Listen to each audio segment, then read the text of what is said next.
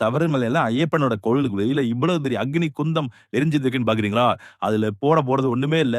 நாம நேத்து இருமுடி கட்டும்போது தேங்காய்க்குள்ளார நெய் ஊத்தி கொண்டு வந்தோம்ல. இப்போ அந்த நெய்ய ஐயப்பனுக்கு அபிஷேகம் பண்ணிட்டோம்ல. இப்ப இந்த தேங்காவ தான் நம்ம அக்னி குண்டத்துல போடப் போறோம். இங்க நம்ம போட்டது வெறும் தேங்காய் மட்டும் இல்ல. நம்ம மனசுக்குள்ளார இந்த வன்மம், கோவம், குரோதம், காமம் இந்த மாரி எல்லா நெகட்டிவ் விஷயங்களையும் நாம ஐயப்பன் கிட்ட போம்போது, நம்ம இருமுடியில 2 மூட்டையா கொண்டு போறோம். ஒண்ணு பாவ மூட்டை, ஒண்ணு புண்ணிய மூட்டை. இந்த 2 மூட்டையும் நம்ம நேரா ஐயப்பன்ட்ட போய் குடுக்கும்போது, அவரு நம்மளோட பாவத்தையும் வாங்கிக்கிறாரு, நம்மளோட புண்ணியத்தையும் வாங்கிட்டு, நம்மள அவளோட நெய் அபிஷேகத்த பார்த்து ஒரு தூய்மையான ஆன்மாவா நம்மள வெளில அனுப்புறாரு. அப்போ நெய்யெல்லாம் உள்ள குடுத்துட்டோம். இந்த தேங்காய் தானே நெகட்டிவிட்டி. சோ அந்த நெகட்டிவிட்டி நீ வீட்டுக்கு எடுத்துட்டு போகாத.